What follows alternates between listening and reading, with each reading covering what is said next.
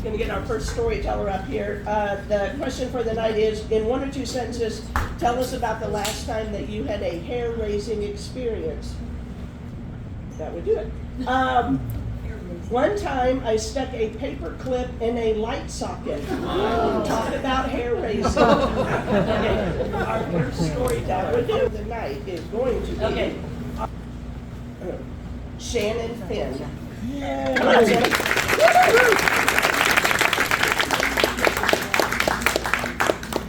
All right, so a few years ago, after a series of traumatic events, I decided I need to do something really hard and scary.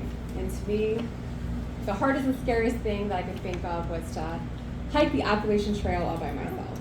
So I started to tell some friends and family about my plan, and the question I got asked over and over again was, are you going to bring a gun? Now, I didn't know a lot about backpacking. This is going to be my very first backpacking trip. But I had read about backpacking, and I knew that the most important thing was having your pack weight as light as possible. People went to extreme measures for this. They would even cut off the handles of toothbrushes. At some point in the end, I think I even cut off like tags of my clothes. So no, I was not going to bring a gun. So on April 3rd, 2021, I headed off from Springer Mountain in Georgia, heading to Maine, and I really did not know what I was doing.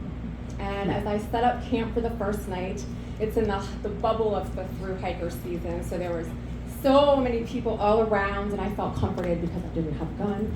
And they all really seemed like they knew what they were doing, and I didn't. It took me probably an hour to set up my tent. I couldn't figure out how to make my headlamp work. Anyway, over the next weeks and months, I kept walking and hiking, and every night I would kind of look around to see if there's another hiker that I could like sleep next to, because sleeping by myself seemed like pretty much the scariest thing. I mean, in our society, if you think about a woman alone in the woods, it seems like probably the thing you don't do. I mean, we're taught this from children. Every night I did find somebody.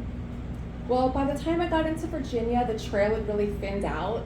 A lot of people had kind of given up on their hike.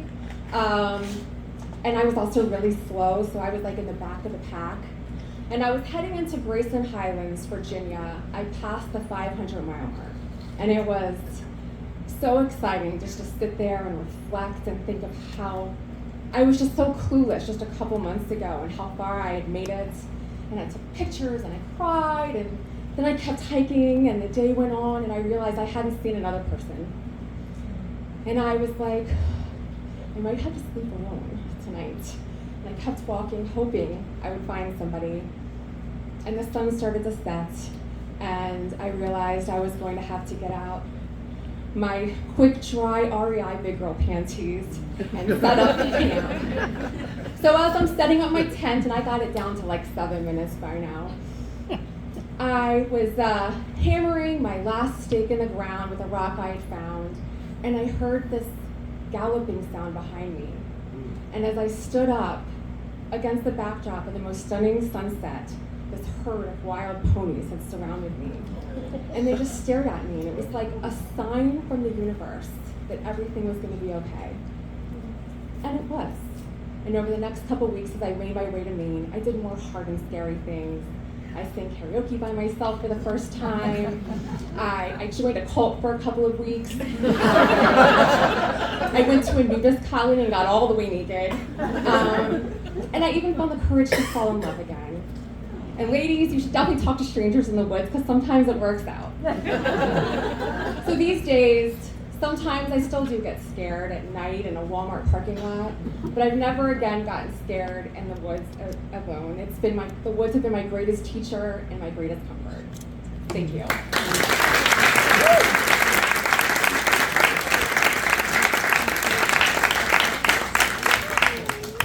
Thank you, Shannon.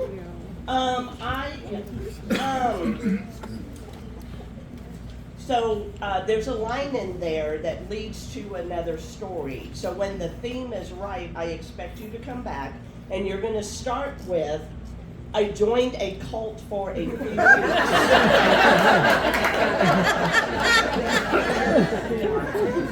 That is going to be the lead in to that. Okay. Putting it out